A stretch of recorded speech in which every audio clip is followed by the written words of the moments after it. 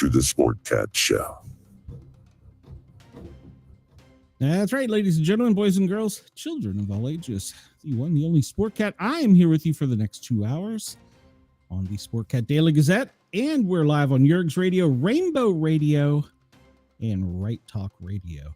And as I cannot forget Radio X in Australia. If you want to come over and see why Mama says I have a face for radio, come over and find us at the Para Are Normal Guys. 3 words, Para Are Normal Guys with a Z. And you can see us. And you can also join the chat. We see Denise is here. Hello, Denise. We see Chris is here. Hello, hello. We see KG is here somewhere. There he is.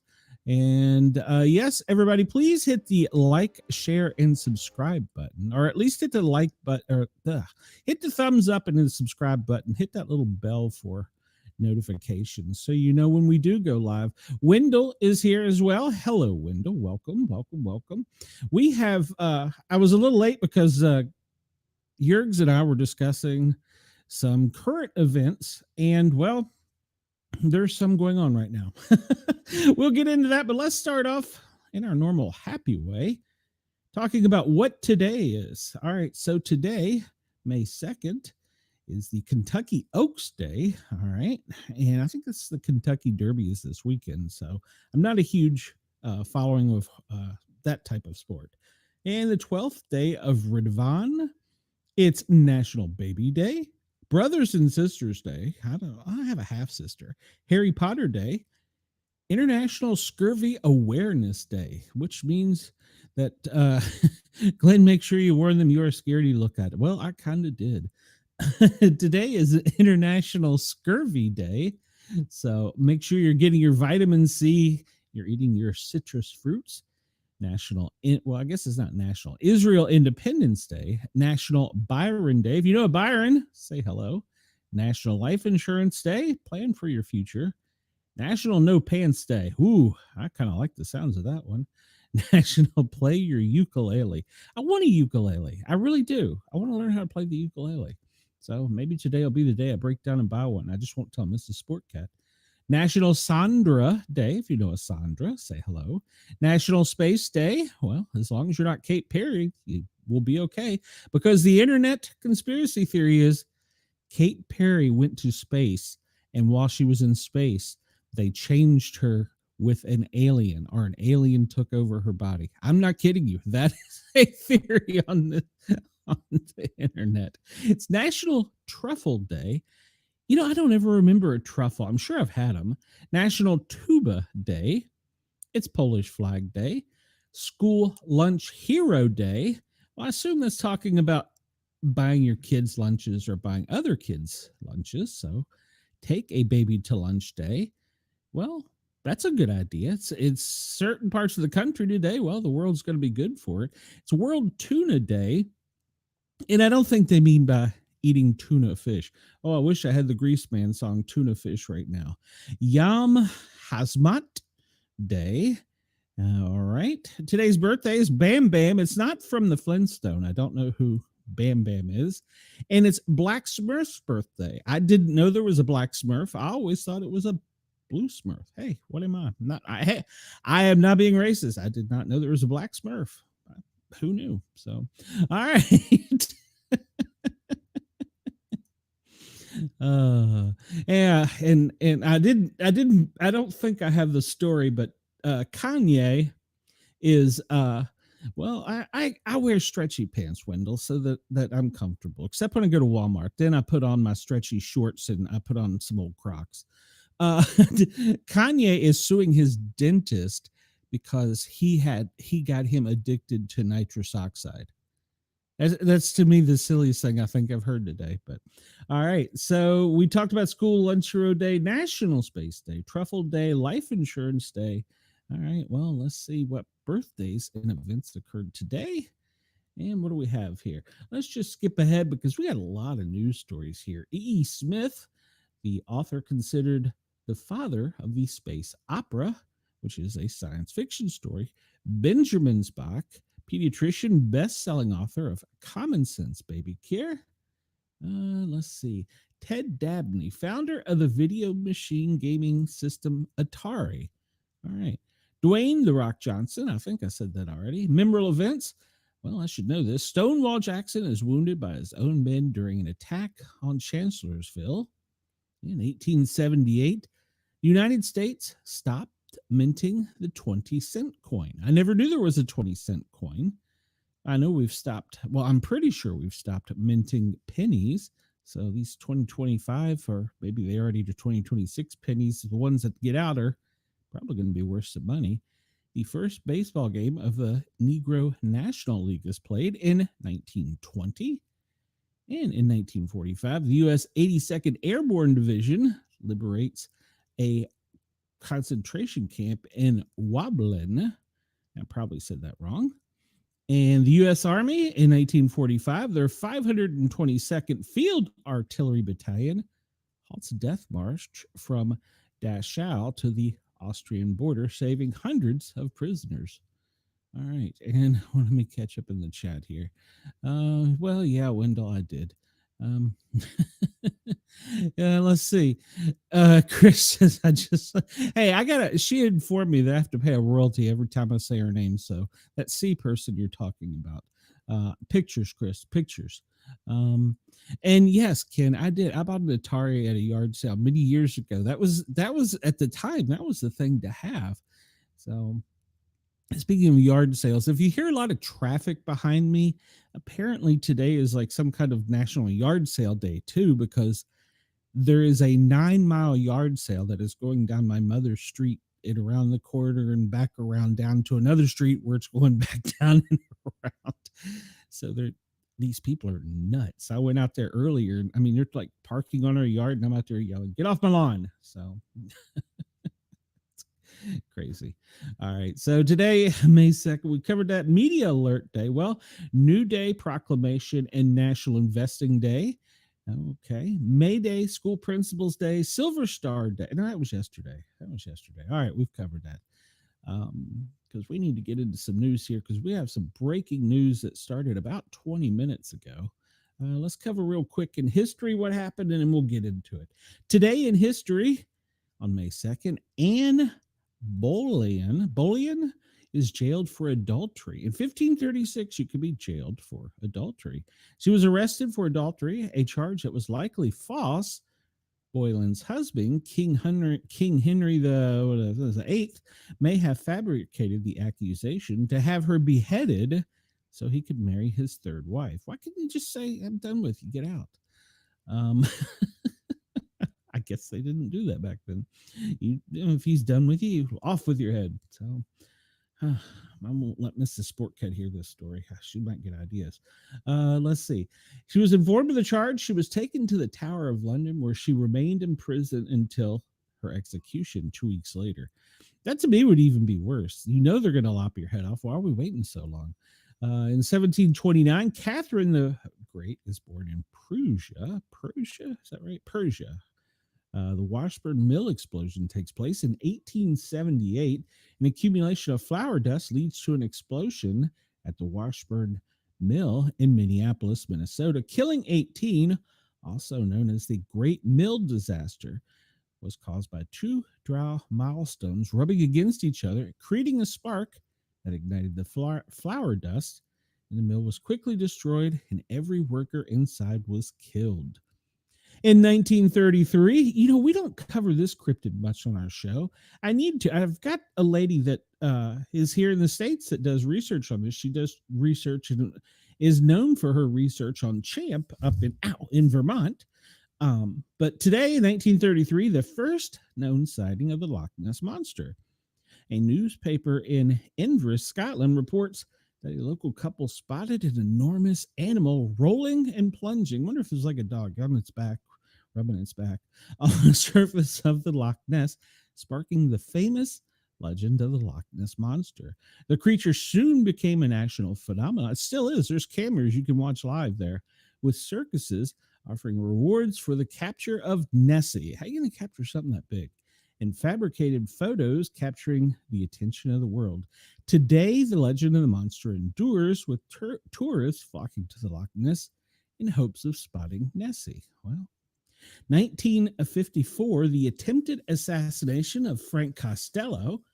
Frank Costello was a legendary crime boss who inspired The Godfather and was attacked by Vincent the Chin. I wonder where I got the name the Chin. On orders of Vito. Vito. Don't let anybody named Vito be your friend, apparently. An attempt on his life failed, and he later refused to name his attacker, making peace with Genovese and bringing their year-long feud to an end. If you try to kill me, I don't know if I'd be your friend. 1972, a world-famous J. Edgar Hoover died. He was the director of the FBI. He was the first director of the FBI. He died in Washington, D.C. at his home. He served as the Bureau's predecessor, the Bureau of Investigation, starting in 1924, and he later helped establish and expand the FBI as it is known today.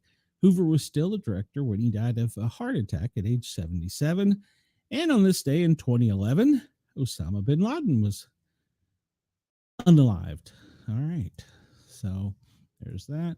We'll skip through this real quick.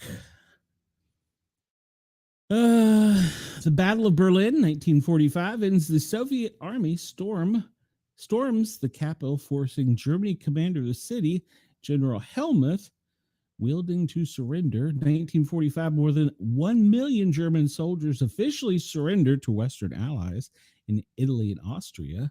1949, Arthur Miller wins the Pulitzer Prize for his play Death of a Salesman. I wonder if I'm kin to him. 1982, Argentine cruiser General Belgrano is sunk by British submarine HMS Conqueror with the loss of more than 350 men during the Falklands War. 2008, Cyclone Nigaris makes landfall in Myanmar, killing 130,000 people and leaving millions homeless. Of course, we know Osama bin Laden got hit off. 2008, the first film in the Marvel their universe, the MCU, Iron Man, directed by Jon Favreau and starring Robert Downey as Tony Stark, appeared today. And I still am in awe of the fact that from 2008 until just a few years ago, they knew the exact storyline. And I assume now that they've started wave 2 of the MCU, they know the storyline that will end in another 20 years for my grandkids.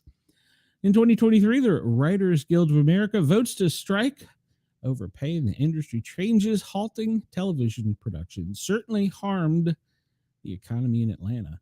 And Sergio Pavlikov's musical Peter and the Wolf premiered in Moscow, 1936. Leicester City was the English premier title winner, I guess, after starting the season at 5,000 to 1 odds in 2016.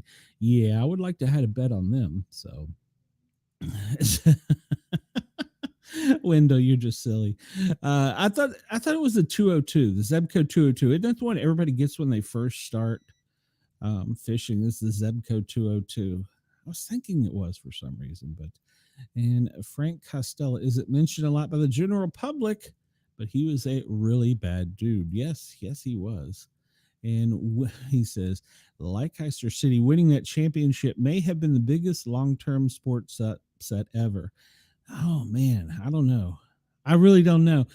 There was 2 years ago, one play known as the perfect shot in disc golf that won the championship that has also been quite consistent. Well, he says, yes, but it has plastic gears. Well, when you're a kid, you don't know the difference. I was pretty sure the first one I had was a 202. Very first fish I caught was on a 202. It broke. I was on a military base, and some MPs had just happened to stop by, and they helped me hand reel it in. And it was a pretty, well, for my size, it was a pretty good sized catfish. All right, so the breaking news we have is there is a tsunami threat. Chile and Argentina are order evacuations post-quake. So Chilean authorities have issued a tsunami warning for the country's southernmost region Friday morning, and Chile and Argentina order evacuations after a major 7.5 magnitude earthquake struck off the coast of South America. The USGS said the quake struck at the Drake Passage at a shallow depth of 10 kilometers, which is 6.2 miles, 219 kilometers from the city of Ushuaia in Argentina, and a similar distance from the Chilean towns of Puerto Williams. It placed the magnitude at 7.4, slightly below the reported 7.5 reported by Chile's National Seismology Center. It struck at 9:58 local time, which was 12:58 Greenwich Mean Time, and it is currently Greenwich Mean Time 5:27. So let's see, was that 1, 2, 3, 4, 5 hours? Yeah, that's right. And where did I lose some track there? And several aftershocks have also been recorded. And the notice that went out, attention due to the threat of a tsunami, request for the evacuation of the sector of the coastline of the Mangalese region. Chile's emergency agency CENAPRED wrote on its social media account. President Gabriel Boric echoed the call for the evacuation of the coastline throughout the Magellan's region on his X account. Authorities in Argentina, far south, Tierra del Fuego province, said the quake was felt mainly in Ushuaia and called for residents to evacuate nearby villages on the Beagle Channel. Authorities in both Tierra del Fuego, and Mangalese in Chile said there had been no reports of damages and no injuries so far. Chile is one of the countries most affected by earthquake. 3 tectonic plates converge within its territory: the Nazca, the South American, and Antarctic plates. The wave train generated by Friday's earthquake is expected to reach the coastline of the Antarctic Peninsula and the southern tip of South America in the coming hours, with its estimated heights of being 0.3 meters and 1 meter, according to the Chilean Navy. The first places these waves could reach are the Chilean military base Bernardo O'Higgins and Aro Prat in Antarctica, it added.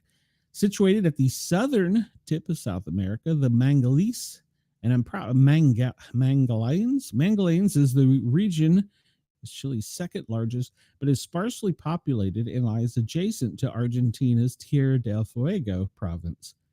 The governor's office of Tierra del Fuego in Argentina said the quake was felt primarily in the city of Ushuaia and to a lesser extent in other towns throughout the province.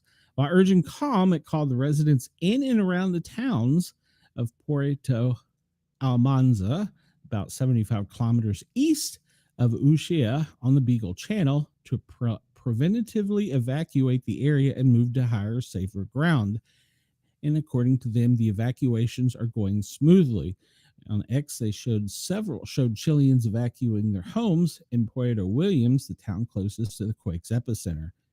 Chile's police on its X account showed an officer pushing a person in a wheelchair up a hill in the town of 2,800 inhabitants.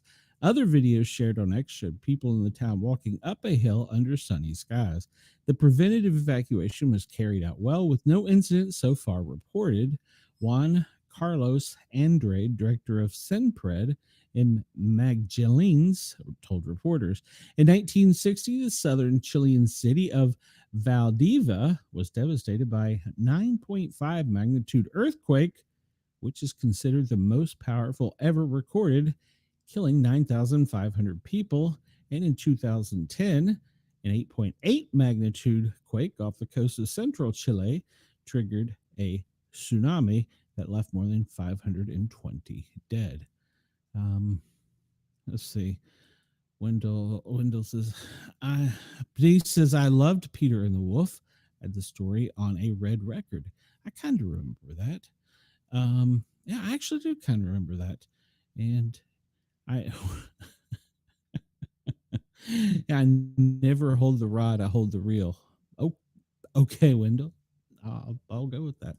The problem I had with digging this story up was currently there are no maps showing its trajectory.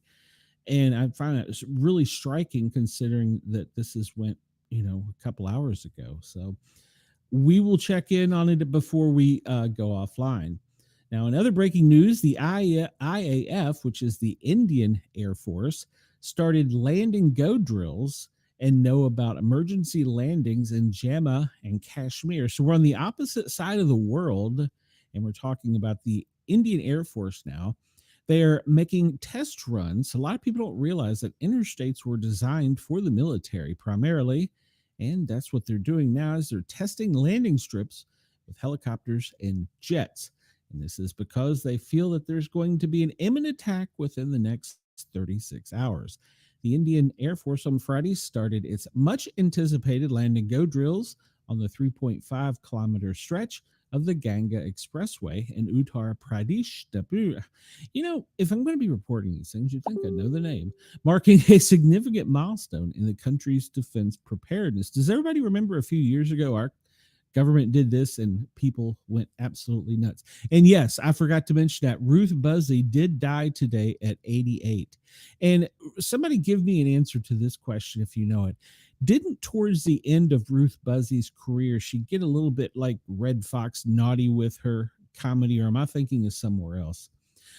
So, but yes, our government did this a few years ago, testing landing on the highways with helicopters, and I think it was A-10s, and people were losing their mind. Earlier emergency landing drills carried out on the Purvanchal Expressway. Until now, similar emergency landing drills were carried out on the Lucknow or Agra and Purvanchal expressways, but those were limited to daytime operations. This trial involves a range of Indian Air Force aircraft, and it lists their numbers and types. I'm not familiar with them. The Hercules is quite big. I do know that. The Jaguar, I believe that's a fighter, and so is the Mirage. Ahead of the drill, the Ganga Expressway was equipped with over 250 CCTV cameras to ensure foolproof security and surveillance. Top defense and state officials were also present to oversee the proceedings amid heavy security. Now, that might be a sign if you're a prepper. If you start noticing your local government putting up extensive amounts of cameras along about a 1-mile stretch of straight highway and increasing the fencing, you might want to pay attention. Just a heads up. So India's first airstrip was built on an expressway. It's interesting to note that India's first airstrip was built on an expressway to allow fighter jets operations at any time of the day or night. To ensure safety, 250 CCTV cameras have been installed along the stretch, enabling real-time monitoring and quick police presence in response to any incident.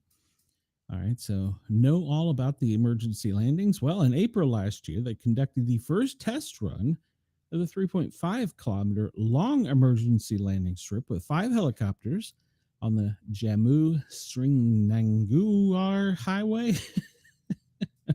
They used Chinooks and M17 helicopters and landed on a stretch of the national highway. Around 2 sorties of U.S. manufactured Chinook and Russian-made M117 helicopters landed along a different stretch of highway. And the work on the landing strip, which was started in 2020, completed in 2024 as part of the initiative by the International Indian Air Force with the Ministry of Road Transport and Highways for the creation of ELFs, which I'm assuming is an emergency landing field at different locations across the country. Here we go. Security was heightened along the landing strip with additional personnel to ensure that people do not stray close to the area. Chinook helicopters with a top speed of 310 kilometers per kmph, I assume is kilometers per hour, are used for heavy lifting heavy weights. The main cabin can hold over 33 fully equipped troops. It can also be used for medical evacuation, and a helicopter which has a travel range of 741 kilometers can accommodate 24 stretchers. The M117 helicopters can accommodate up to 35 troops. These helicopters have been pressed into relief and rescue missions during natural disasters. The Indian Air Force ELF drill is to showcase the synergy and liaison between civil agencies such as the Highway Authority and district administration and state police. And the Air Force to conduct the complex, multifaceted activities. Yeah, I think that they're preparing because India and Pakistan are about to start popping off at each other. So, goodness gracious. It's not good. It's not good. Let's see. Denise, you are not old. Wendell, you got to go. Oh, come on. Who am I going to harass? And yes, we did talk about Ruth Buzzy. Chris says, I just pay attention to everything our government does. That way I'm aware of exactly when they are bending me over yet again. Well, here's one that many people, in fact, I don't know that this was even reported. And this came out, current event notification report May 2nd. Check this out. U.S. Nuclear Regulatory Commission Operations Center. This is for an incident that occurred on 4/24 in Maryland. Yeah, anybody heard about it? Upper Marlboro, Maryland, Prince George's County.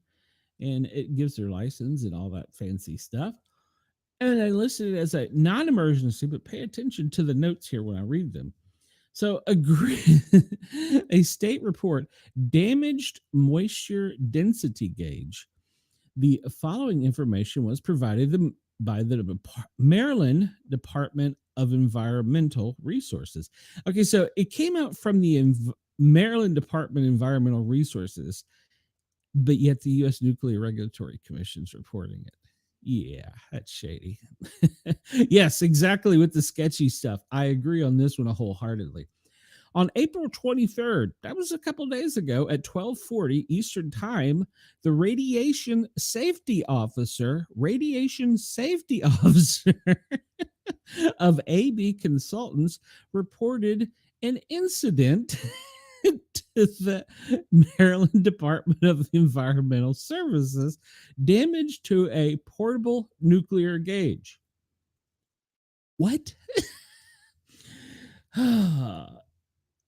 This is Troxler. Stop it. Troxler model 3440, serial number, blah, blah, blah, blah, blah. And it gives all the other things. Took place in a road construction site near Upper Marlboro. The gauge was not in use at the time of the incident, and the technician was present near the gauge. A multi purpose compactor operated via radio remote control accidentally struck the plastic housing of the gauge, causing visible damage. According to the gauge technician, the compactor lost control during the remote operation, resulting in an unintended collision with the gauge. No personal injuries were reported. Well, that's good to know. Remember, up here, non-emergency. The area was immediately secured, and emergency personnel, including firefighters and responders, MDE, Maryland Department of Environment staff, arrived thereafter and conducted a site survey, interviewed personnel, and inspected the damaged gauge. The radioactive sources within the device were confirmed to be intact. That's good news. That's good news. But as a precaution, the gauge was safely packaged and transported to the Northeast Technical Services for leak testing and further evaluation, which means they may polish this up and say, oh, we can put it back to work again. Decisions regarding the repair or the disposal will be made on the National, I'm assuming, National, whether it be National NETS, that's not Nuclear Emergency. So it's got some nuclear is the first word, so it's scary enough. Findings. All right, here we go. Keywords here. A follow-up radiation survey of the area was conducted after the gauge's removal, and no radiation levels above background levels were detected. What? The Maryland Department of Environmental Services has requested the licensee submit documentation of the leak test, calibration details of the gauge, and provide transfer and or dispose certificates upon completion by the Radiological Health Program, and will follow up this reactive investigation until the device is repaired or disposed of.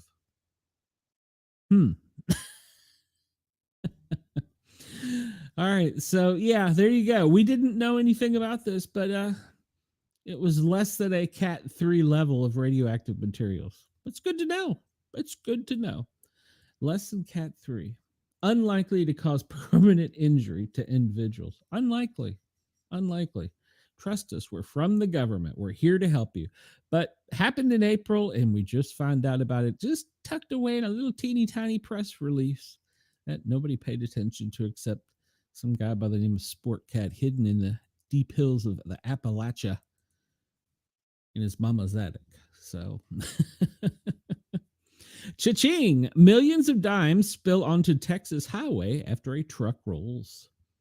Millions of coins spilled onto a Texas highway this week after a tractor trailer hauling $800,000 in dimes rolled over in an accident, authorities said. The spillage led to the closure of a portion of the southbound lanes of I-287 in Alvord. For about half a day, workers got on their hands and knees to pick up the coins, in addition to using brooms, shovels, and large industrial vacuums. They probably call out the environment for this. The tractor trailer rolled over onto its side at about 5:30 a.m. Tuesday, veering off the road and overcorrecting, according to the Texas Department of Public Safety. The highway reopened about 7 p.m. that day, the DPS said. The driver and passenger were transported. The driver and a passenger, so I'm going to assume that was a guard, I'm just guessing, were transported to a hospital with injuries that were not considered life-threatening. Alvarado is about 80 miles or 130 kilometers northwest of Dallas. The tractor and trailer appears to be a part of fleet of trucks operated by the Western Distributing Transportation Corporation, which has a division that moves cargo for the government in armored vehicles and armed personnel. A person answering the phone at the company Thursday said they had no comment. Would you? The U.S. Mint said on its website that the nation's sole manufacturer of legal coins left with the agency on Thursday and was not immediately returned. So, in a few weeks, if you want to go metal detecting in that part of the area, you might pick up some loose change. But a lot of people don't realize the cargoes that are hauled above us, next to us, and on our seas. As a responder, a hazmat technician, and a toxicology medic, we got alerts about some things. Never about something like this. I'm sure the police did, but that's an incident. Why did it not have more armed personnel? I mean, I don't know, whatever. And I want to follow up on this. It talks about this company, Western Distributing Transportation Corporation. If you remember, a couple days ago, I reported the New England Patriots plane was transporting to Gitmo. And very few people on the internet reported about this thing. Well, now it's hit the conspiracy weary web pages, and it's all a go. Maybe because of me, I don't know. But at any rate, it's apparently owned by Omni, that the Kraft Group leases from Omni, but they have the Patriots logo on it, and the Omni corporation subcontracts with the government to transport military personnel, dignitaries, and apparently prisoners. So there you go. That was something you heard first here on the Sportcat Daily Gazette. Many people didn't know about it. All right, another story. If anybody remembers how fentanyl began, which unfortunately as a paramedic I do, it started from the veterinarian business. And well, here we go again. Animal sedative metatelamidine is showing up in the U.S. illegal drug supply, according to CDC. The animal sedative methamphetamine is increasingly showing up in the U.S. illegal drug supply, according to 3 reports released. This is pretty new news because I haven't gotten any information on it from first responders and EMS. I'm still in the loop on that. Okay, so metatomidine, which is used to sedate pets and is a somewhat similar to xylene, was first detected in illegally manufactured opioids in North America in 2022. Investigators say the drug is being mixed with other illicit drugs, mainly fentanyl, the synthetic opioid behind most deaths. On Thursday, the CDC for Control and Prevention published 3 reports about recent clusters being in Chicago, Philadelphia, and Pittsburgh. If anybody remembers where the fentanyl started, it was in Cincinnati, Chicago, and Philadelphia. That was where the fentanyl first started showing up. In Chicago, health officials last May were puzzled by a surge of overdoses. The patients had taken fentanyl, but the overdose reversing drug Narcan didn't work. Well, we're going to have to find another anti opioid. So, after an investigation, the city's health department reported 12 confirmed cases of metotidine involved overdose, the largest to date, as well as more than 160 probable or suspected cases, including a death. 2 other reports focused on metotidine with withdrawal in patients in Philadelphia and Pittsburgh. All right, so there it is. That came out yesterday. They always drop the important things right around 5 p.m. That didn't make any news that I heard about, but you will start seeing that it's going to start showing up. The drug fentanyl was a veterinarian drug that escaped a Cincinnati zoo. It was used to sedate or euthanize elephants. And that's how it got out to the public, was through Cincinnati. And EMS, and we were baffled by it then, but now it's if you don't run a call a day on that, you're not doing something right. So you're in a small town. Oh, I just let this headline read for itself. Ilhan Omar tells a reporter to, I'm just going to say it, fuck off. Get blasted for unhinged response, and gets blasted for her response. On Thursday, leftist representative Ilhan Omar, she's a Democrat from Minnesota, told a reporter to F off after he asked her about whether more Democrats should be vouching for Killamar Abrigo Garcia, an illegal immigrant and alleged MS-13 gang member deported to his home country of El Salvador. The Daily Caller News Foundation reporter Miles Morale shared a video on social media in which he introduced himself as Omar, along with other people, walked outdoors in his direction. So this,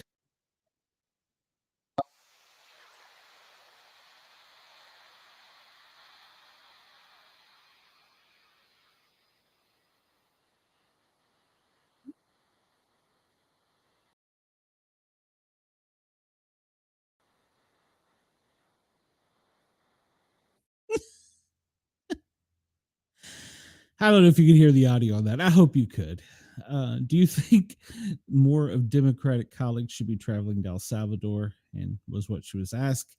And she replied with F off as she and others continued to walk down the sideways. I'm sorry, what, Congresswoman? The reporter asked. She replied back, you should F off. Who should? You should. Why me? She didn't answer that question and continued to walk away. But one of the people she was with, apparently a staffer, told Morale they were not taking any more questions. The exchange happened after Senator Chris Van Hollen, a Democrat from Maryland, and some other Democrats have traveled to El Salvador to push for the return of Abrigo Garcia, whose lawyers have denied his part of MS-13, despite documents indicating otherwise. On Wednesday, the Bulwark reported House Minority Leader Hakeem Jeffries, a Democrat from New York, was urging Democrats to stop the trips to El Salvador amid intra-party debate on how intensely they should clash with Donald Trump on deportations. Jeffries later denied the report. In posting on X, Morales said of the exchange with Omar, that was very unprofessional of her. Our elected officials should not be acting this way. And she responded to a post from Libs of TikTok that contained the video. I said what I said. You and all your miserable trolls can F off. People in Minnesota are paying for her. I'm sorry. It was a good clip. I don't know why there was no audio going out. Let me look at something. I'm pretty sure I got everything clicked here. Oh, I can't do that there. Let me pull it up here. I'm pretty sure I got everything. Let's see where that comes in. It comes there, it goes out. Oh, I know why I can't do it. Stand by. I'll fix that. I'll fix that. I'm a brave troll. Um, copy, copy link address. And let's go over here and we'll open a different browser and we'll paste the link address and see what happens. No, paste and go. There we go. And let's see what happens. Oh, there he is. Yeah, there's his tweets. There's that. Let's go. How far down? Oh, here we go. All right, let me know. Can you hear this here? Oh, there's no audio. Why is there no audio? All right, fine. Where's the audio? Here we go. Your Democratic colleague should be traveling to El Salvador. Congresswoman Omar, I'm Miles Morrell with the Daily Caller News Foundation. Do you think more of your Democratic colleagues should be traveling to El Salvador to advocate on behalf of Rodrigo Garcia? I think you should fuck off. Yeah, that's I'm sorry, what, Congresswoman? fuck off. Who should? You. Why me? We're not taking any questions right now, but here you go. Yeah, thanks. Congresswoman Omar, I'm Miles Morrell with So the I'm Daily Caller hoping- News Foundation. Do you think more of your Pause. I'm hoping you heard it that time. So I'm sure my FM radio affiliates are just loving me right now. But that comes from one of our elected officials. So yeah, we should be permitted as a agency to report that. So all right, so there you go. Yeah.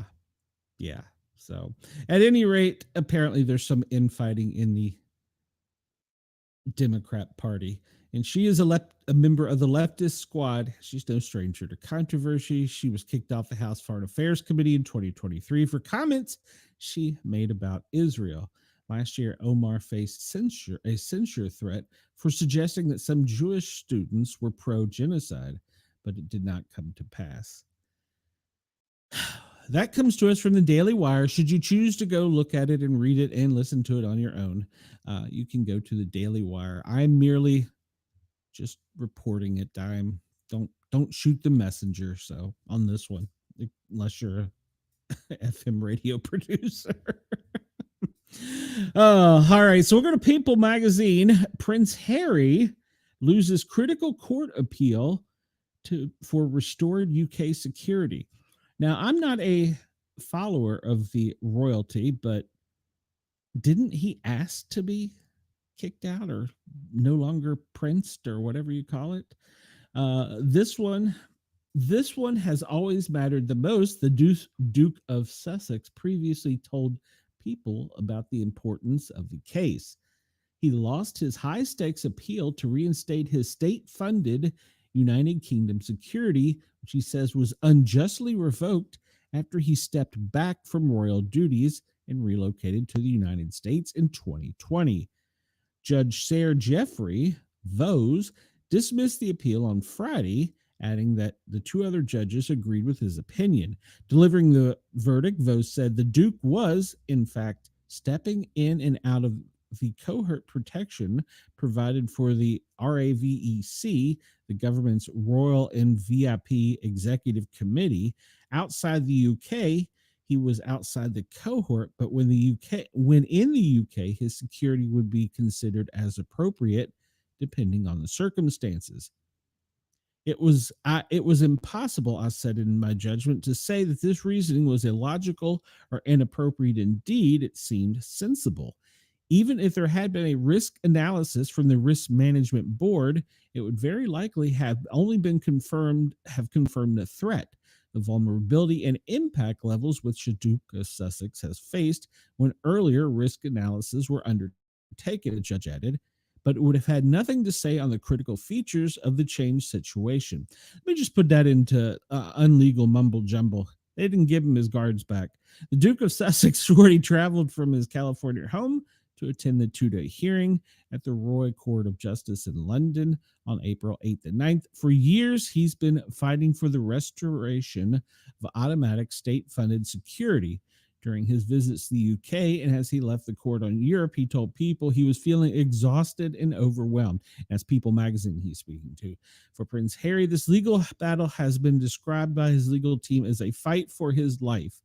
In February 2024, he lost his initial case decision to downgrade his security, which he appealed. A source close to his legal team had previously said they were cautiously optimistic about the outcome.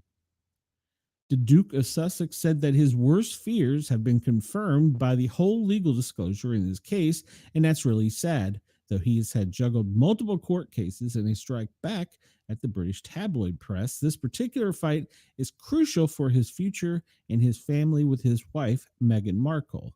This one has always mattered the most, he told People magazine. The Duke and Duchess of Sussex lost their police protection in the UK when they stepped back from royal duties in 2020.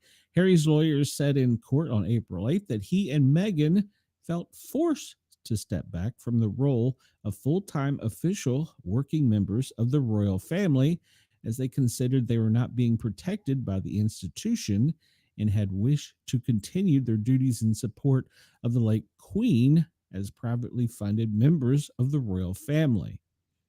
The security was soon downgraded, but Harry's legal team maintains that they failed to properly assess the unique risks posed to Harry and his family.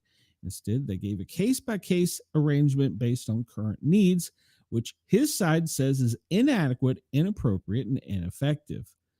So, all right, there you go.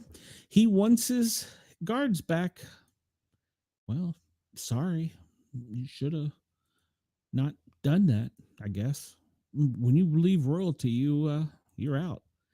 All right, we're running out of time. We're top of the hour here. Let me catch up the comments.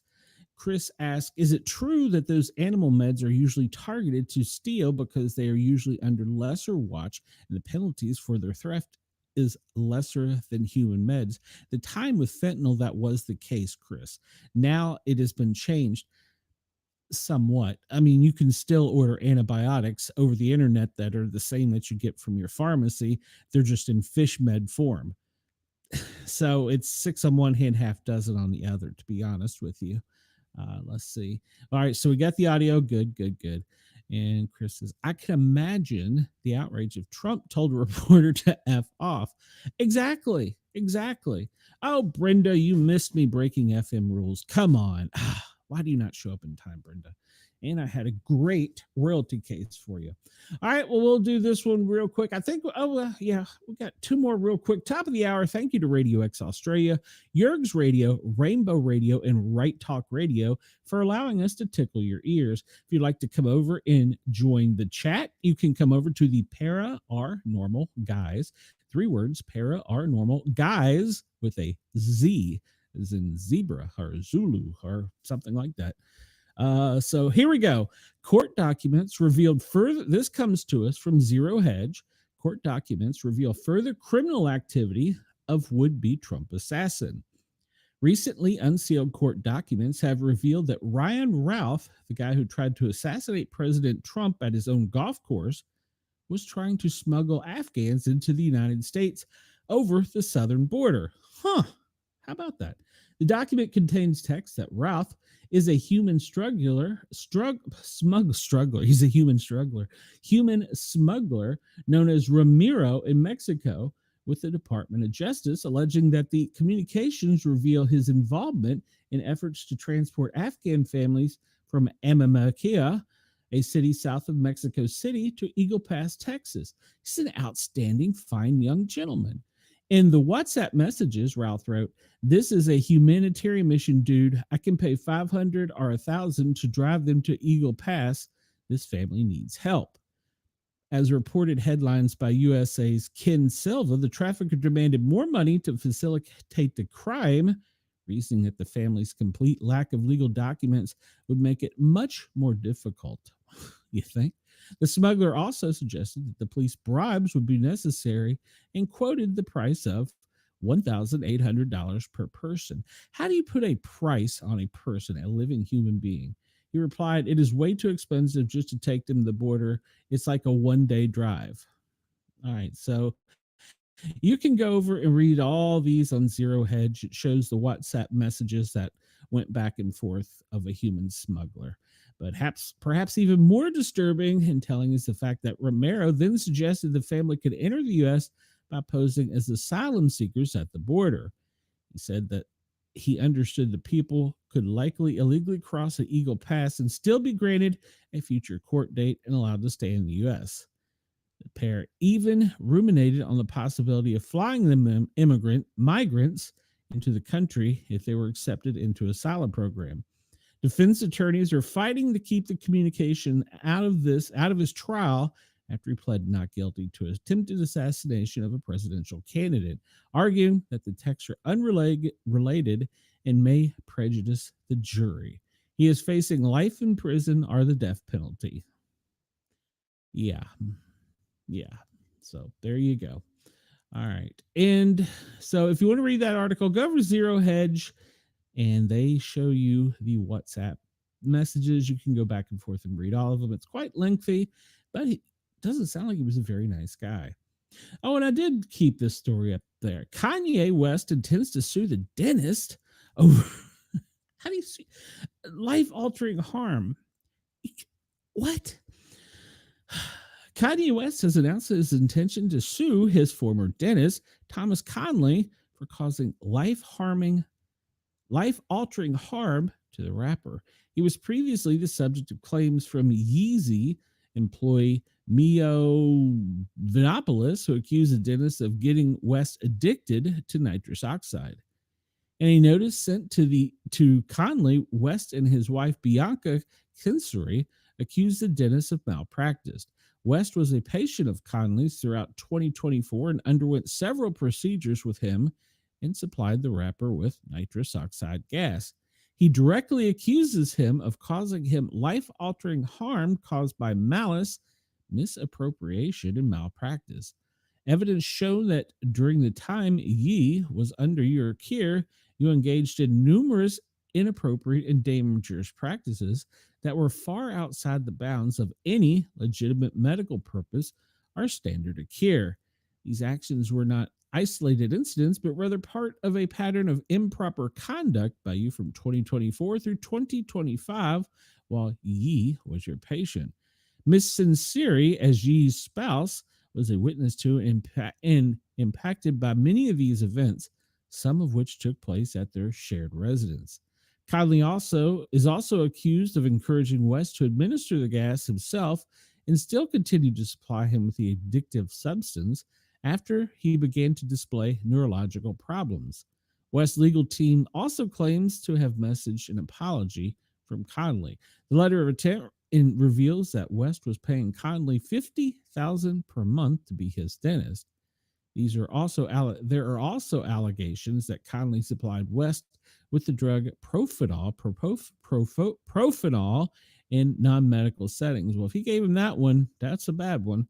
The letter states that regarding the Profenol incident, as a result in this instance, he suffered extreme mental and physical distress, leading to urgent medical care. In another instance, evidence suggested additional improper use of Profenol or similar controlled substance when Yi had diminished capacity and was not aware or capable of knowingly consent for the usage of this substance.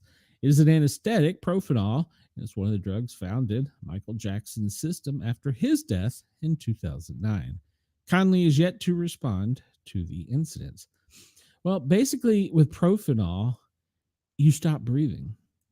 I mean, you literally stop breathing. That's what it does. So yeah, that's not a good drug. We see the drug quite often. Brenda, where are you going? All right, so, I need a better chair while I'm here in the North studio. All right, so normally what we do is we're the anti-prepper show. We tell you why you survived, and, well, you may die tomorrow, but today you're still with us because Daddy's got the keys. This is the FEMA Daily Operations Briefing for Friday, May 2nd, 8:30 a.m. Eastern Time, as given to the President of the United States, minus the secret squirrel stuff. There's no secret squirrel stuff if you're listening to us. And if you are a federal agent listening to me, please remember to hit the subscribe button.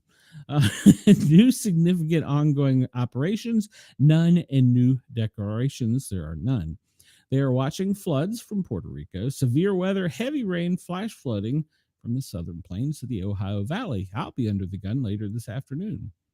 The flood watch in Puerto Rico, well, it's going to rain 2 to 4 inches, isolated at 5+ inches, and heavy rain may lead to flooding in low-lying areas, rivers, creeks, and roads. Turn around, don't drown. If you're in Florida. If you're in Puerto Rico, be advised there's a flood watch due to the heavy rains. All right, this is, I think, been updated a little bit since this came out. We'll check and see. But you can see that the severe thunderstorms pretty much from the U.S. Texas border all the way up to the Ohio Valley, stretching into almost the deep south, are pretty intense for today. High winds, damaging hail, and a possible tornado outbreak is possible. That cold front or that high is still trying to push down and through, and today it's going to pick up. In fact, we'll see on radar here in a bit. It has picked up some energy as it will move to the northeast. Now, tomorrow, pretty much east of the Mississippi, we're calling for spotty showers. And if you're along the west coast and higher elevations in the west and Midwest, you can anticipate some mixed precipitation.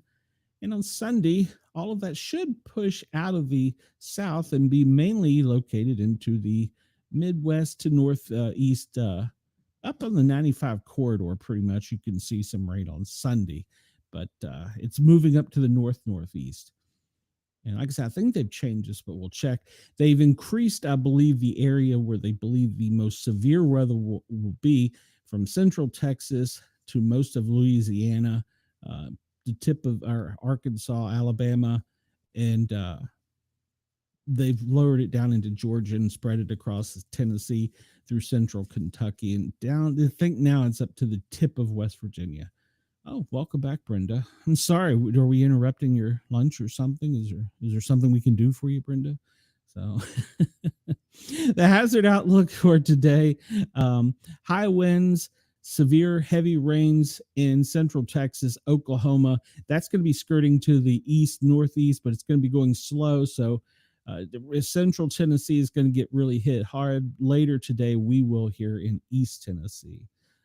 Space weather outlook for the past 24 hours has been minor with no radio blackouts, and they're not anticipating any in the next 24 hours. Brenda, I am so glad you shared that with all of us. We just love to know about your things or whatever, habits or whatever. All right. So there's that. The next thing we usually do is we do the President's Daily Schedule. Well, there was an out-of-town pool call time. Remember, because he is at Mar-a-Lago in Florida. So at 8 a.m., and there's nothing really on the schedule, although he is going to be doing some things. 7:30, the president will participate in the 2025 Republican National Committee Spring Gala. I'm sure it's a black tie affair, so we'll see what that is. I'm sure the media will all be all over it. My friend is still in Washington, D.C., so he will not be covering it. And they don't have anything updated for his weekend schedule, so I guess we won't get that till later. All right, we'll jump over to the... What? Yes, I am a human. Thank you. Why are you doing this to me? All right, I am a human. Go back to where it was. Stop this. Stop playing with this. Yes, resubmit. Continue. I am a human. All right, fine. We'll just go to... No, I already got... Where is it? Where am I going? Current. Here we go. All right. So we're going to go to the DEF CON flash for today. Good Lord. All right. So 5/2/2025, current geopolitical climate active. The United States continues to carry out 24/7 strikes on the Houthis in Yemen. In the political climate, we recognize that commitment to neutral and factual reporting often draws criticism, differing viewpoints from across the spectrum. We understand that not everyone agrees with, but, well, right now, basically, our threat level is Bravo.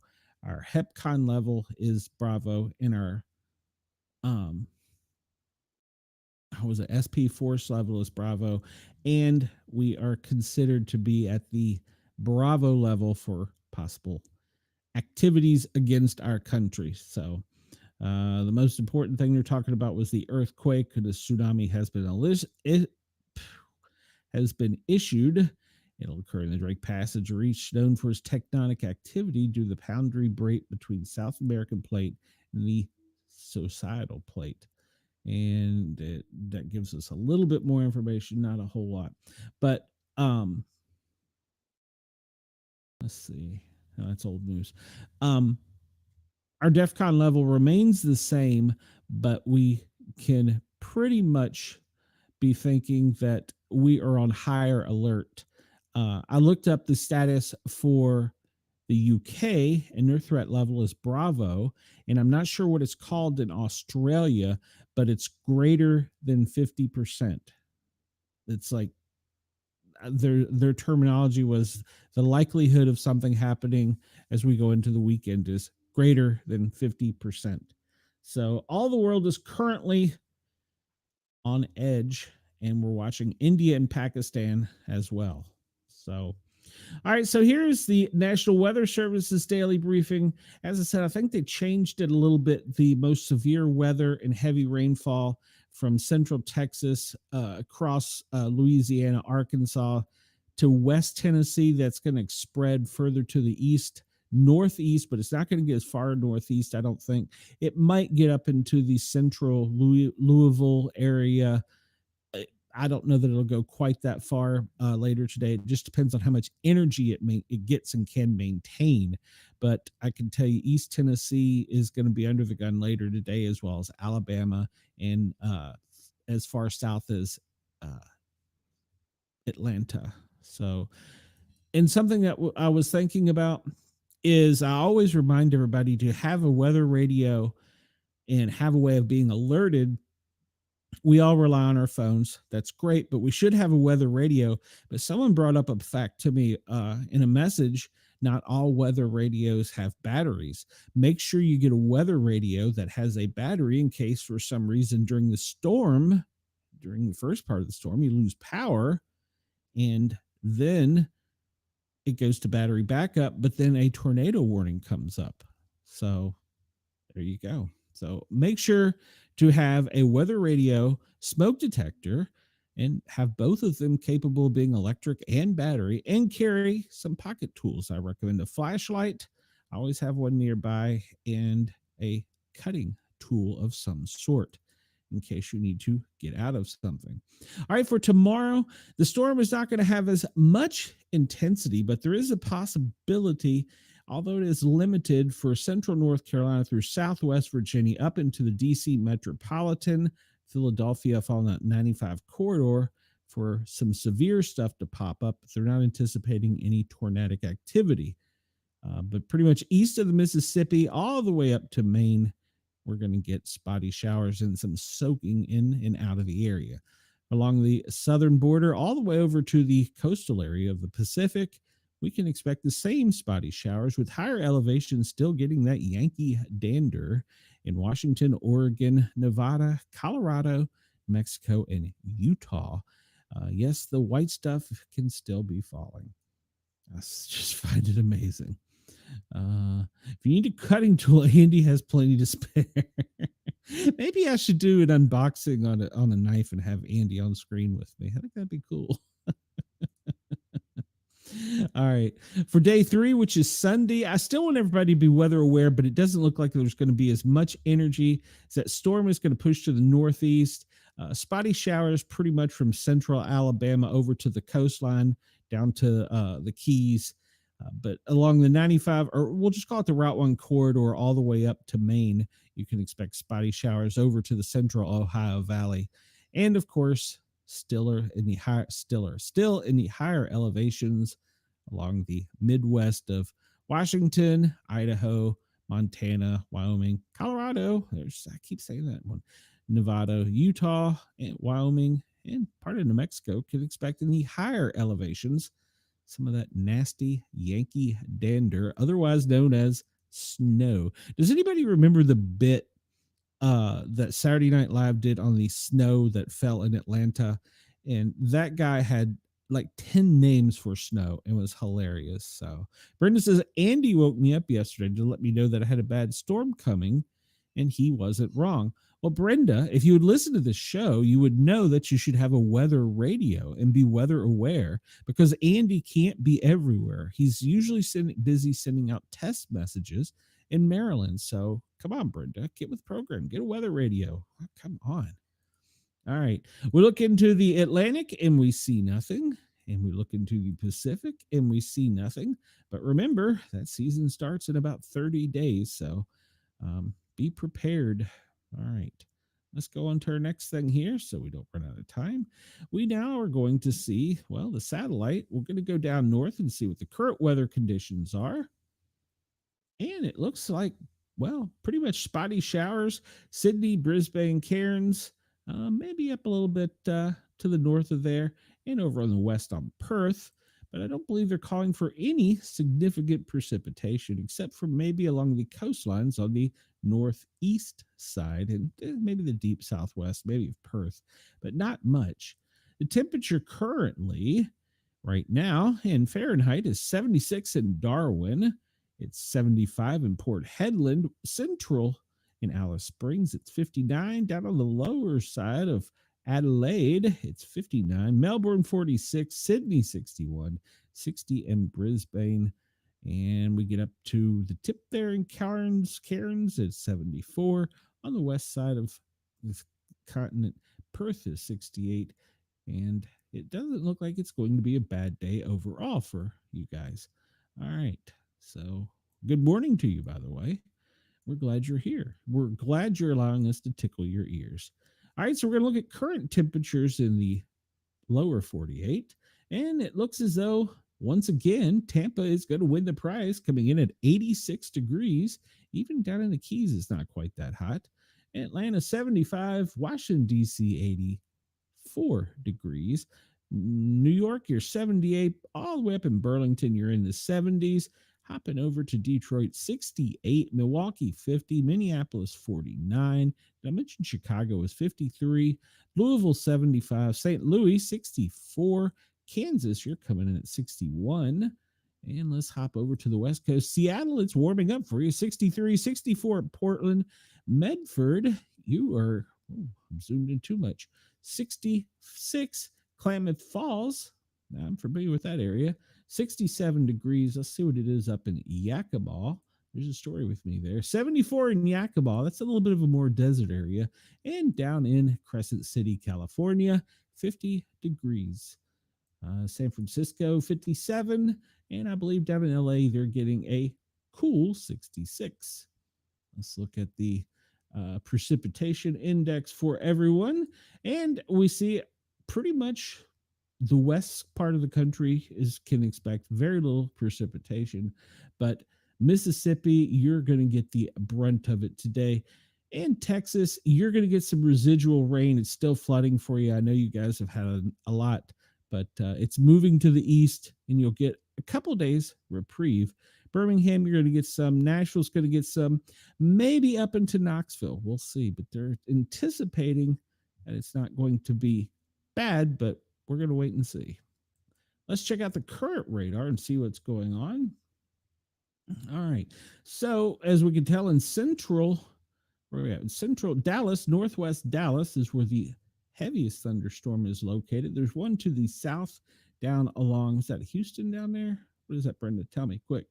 Is that Houston down there? Oh, that's Dallas Fort Worth. All right. So there's some storms down there. Let me get caught up in the comments here. Brenda says she does, but she was sleeping. Brenda, you need to have one that will wake you up. Maybe you need one with a loud horn or something. And she says she has solar batteries. Well, what if it's cloudy?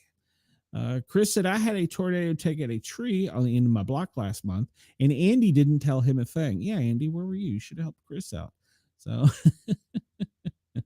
you should have got Andy on the job. Andy, believe it or not, is on top of the weather events and emergency events. So, but he doesn't really tell me all the time. All right, so we see the next area of specific storms to the west of Memphis, and it's going to get into central Tennessee. Nashville's kind of getting it right now. Chattanooga, you're going to be getting hammered a little bit. I see severe thunderstorm warnings, but I don't see anything other than that. Nothing No, I don't see any tornadic activity like we did yesterday. If you remember yesterday when I turned this on, it was just lit up, and there was 2 tornado, or maybe 3 at the time.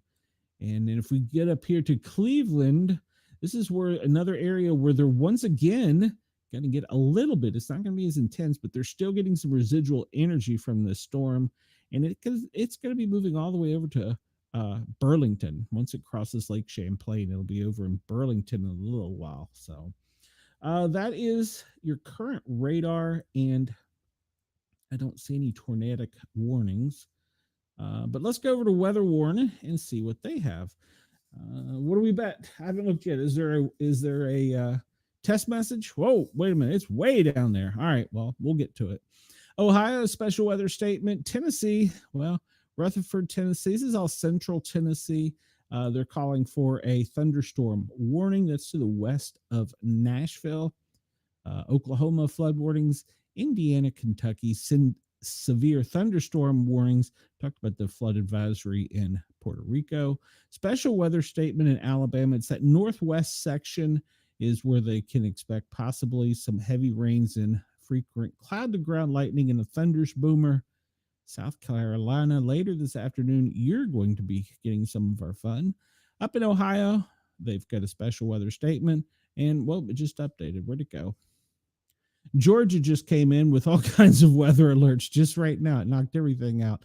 So Georgia, Pickens, Lumpkin, White, Union Towns, Bartow, Cherokee, those areas, that is pretty much to the northwest of Atlanta, where those warnings just popped, or special weather statements just popped up. Ohio just got a severe thunderstorm warning for Delaware and Licking. All right, so we'll continue down. Alabama, that's your special weather statement for later today. And of course, we just saw that the warnings popped up for Georgia. Severe thunderstorm, Habersham County, that's at the base of the mountains in the Appalachia in northeast Georgia. Small craft advisory along the bays in Maryland and Chesapeake. And let's see, special weather statement in Georgia, Ohio, West Virginia, Alabama, Tennessee.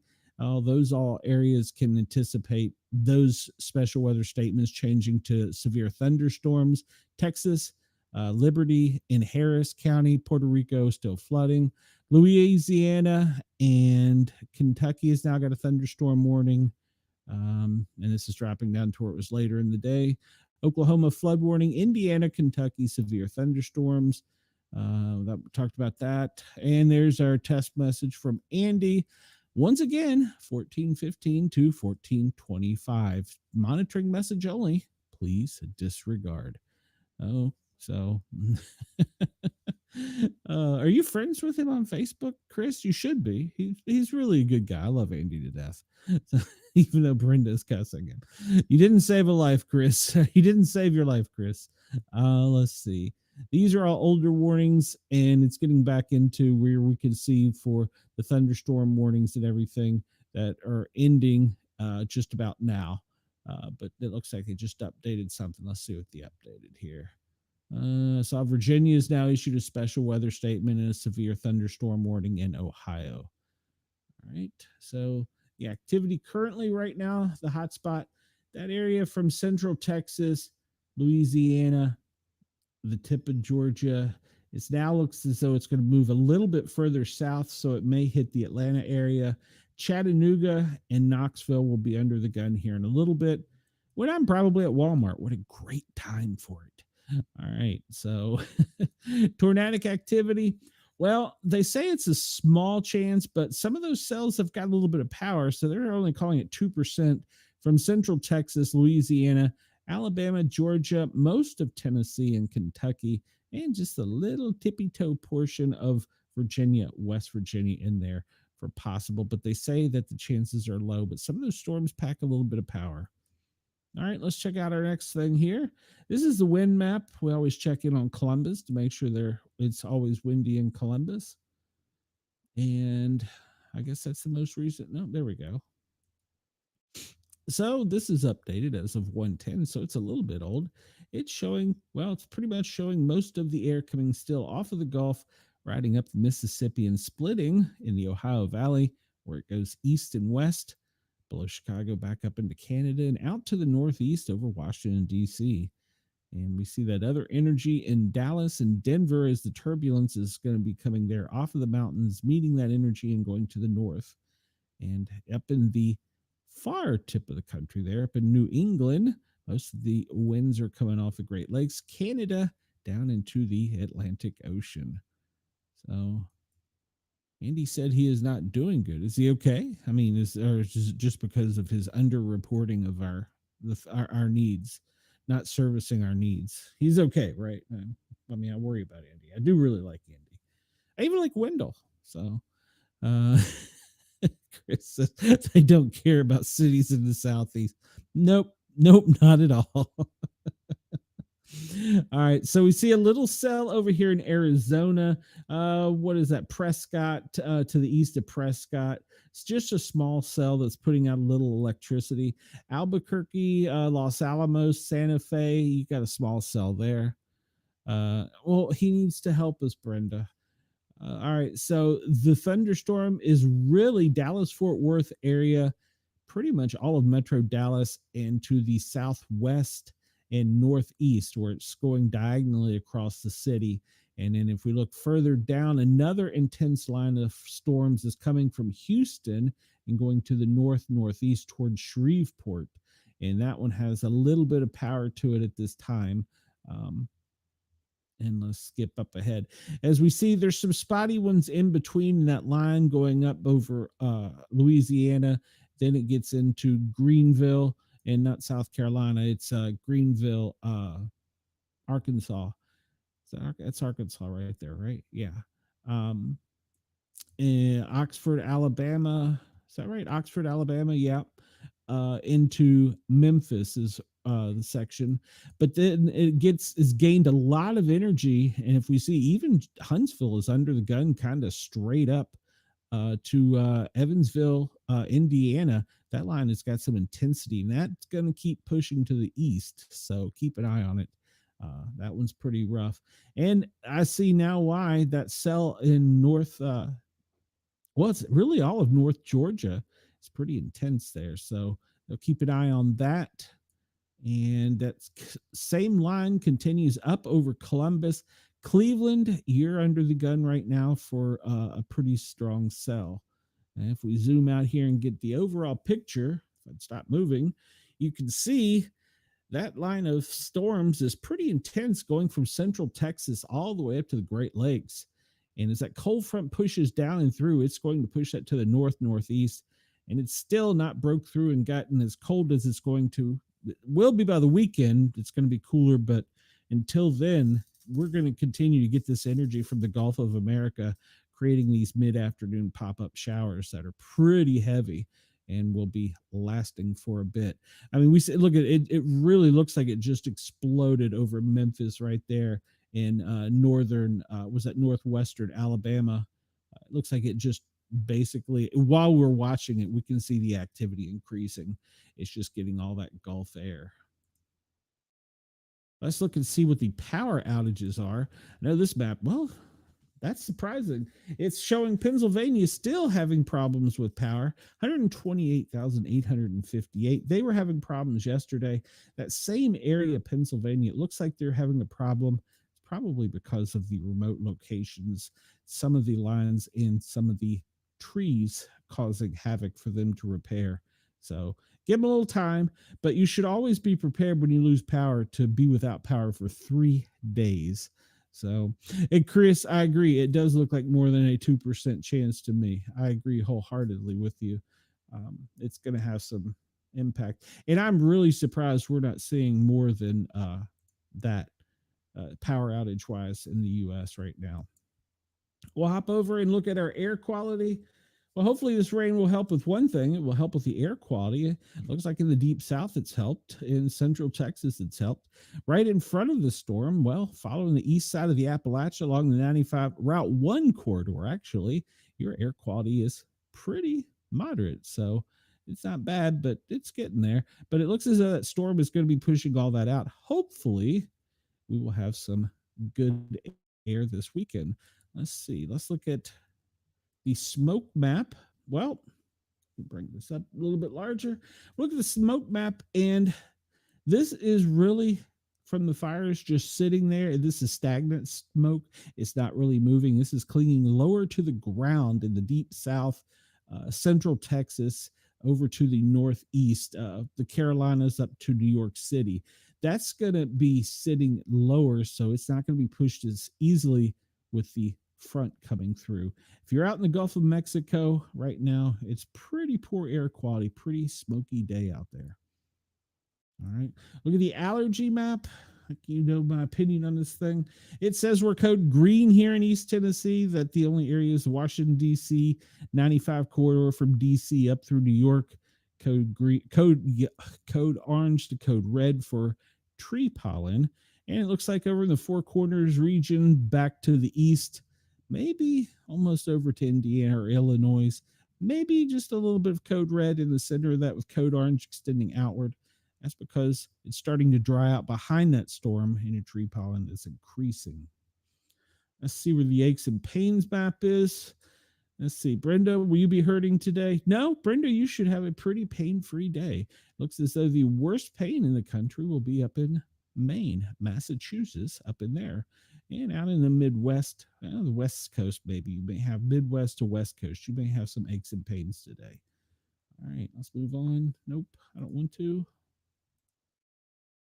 Next map. This one is our allergen, smoke, and pollen map, I guess. It's our air quality map from IQ America. And you can see that as we talked about, that air coming up in the Gulf of America is going to be pushing up to the northeast. It breaks right around Chicago, where that turbulent air comes over the Rockies and goes back to the west up into Canada. It doesn't appear any of the storms out in the other parts of the world are affecting it, so that's good news. The other map, remind me when we get to it, I want to look down here where the tsunami is, what the wave map looks like. Pretty much north of the equator, your air quality is where it gets worse. And down in Australia, it looks as though it's not going to be too bad unless you're on the coastline on the northwest side of the continent, maybe up there in was that Port Hedland, Broome, and those areas. A little bit of smoky conditions, pollen conditions coming in, but most of your air is moving still from the east to the west, which I'm sure is quite normal for you guys. And then it hits over there, I'm assuming, to start moving down to the south in the mountainous regions. Make this in a different version for Brenda so she can see what it looks like on a big, beautiful, round, perfect globe. And we can see pretty much the same thing as we were talking about, except in a big, beautiful, perfect round ball. So Denise says we're getting rain now. Well, it's been raining everywhere, Denise, on the east side of the country. Well, that's not true. Texas has been hammered for a while.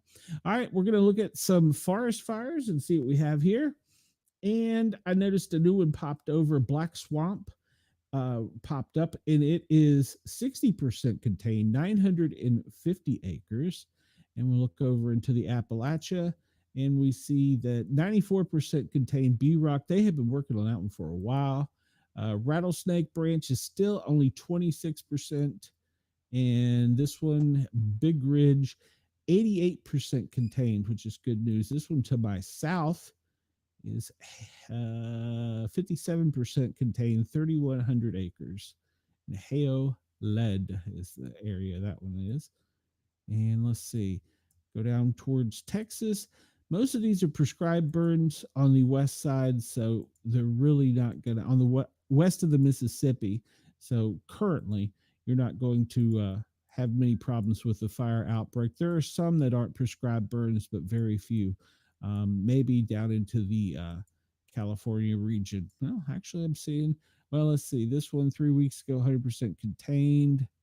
100% contained. So it looks as like all the ones, even the prescribed ones out in California, they've got a pretty good knock on. So that's good news. But the ones that are causing us the peskiest problems right now, and Miami down here, because of the weather. This was a prescribed burn, but I saw that Miami had a very large brush fire yesterday. They had to call out for the Florida forestry. Over on we talked about that one. That one popped up. Black Swamp, North Carolina.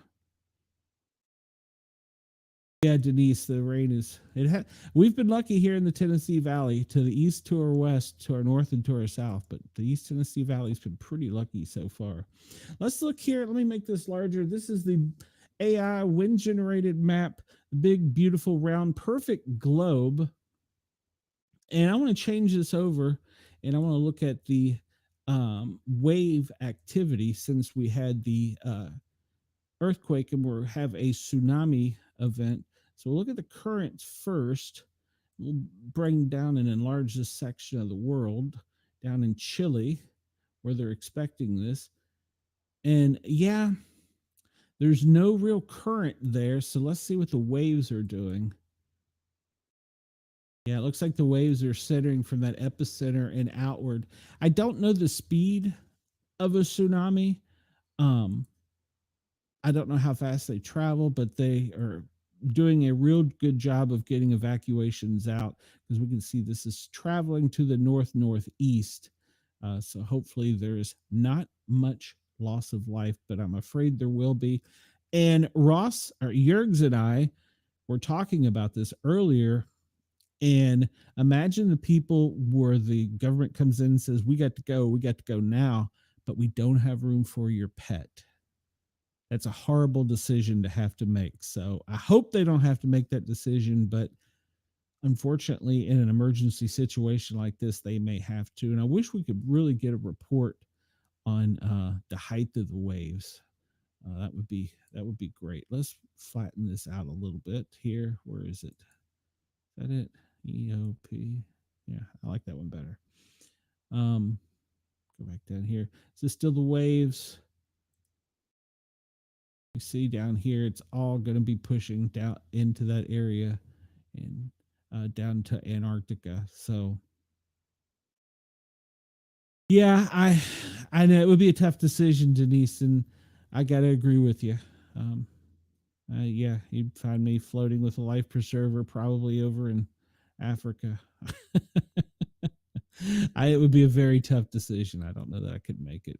All right, so let's pull this up. This is the latest earthquakes, and let's go down here. The Drake Passage, which was, how long ago was it? Well, they've had another one in a Drake Passage, because it was saying this is only 40 minutes ago. This was 6.4, and the earlier one was a 4.3 and a 5.3. So that area is having 4.7, 3.9, 4.5. Yeah, that area right there, it's been having them for a bit for the past 2 hours. There's a 4.3, and yeah, off the coast of Chile, a 3.1. Yeah, there's going to be some problems down there. Chile 2.9. Yeah, Drake Passage 2 hours ago, 5.0. And the Drake Passage is in the ocean, but that's what's creating the tsunami. And it appears they've had yet another large earthquake in the Drake Passage recently. That was a 6.4. That was 40 minutes ago. So that's going to increase the tsunami threat. And well, let's just see if I can pull it up here and see. Let me refresh this and see. All right, so tsunami warning, 6.6 Drake. Yeah, this is the one that just occurred.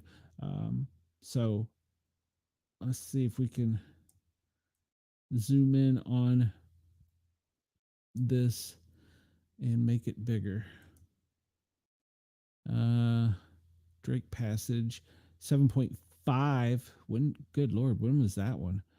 So it looks like they've had multiple ones. 6.6, two 6.6 ones. So that whole area down there, can I zoom in and get more information on it?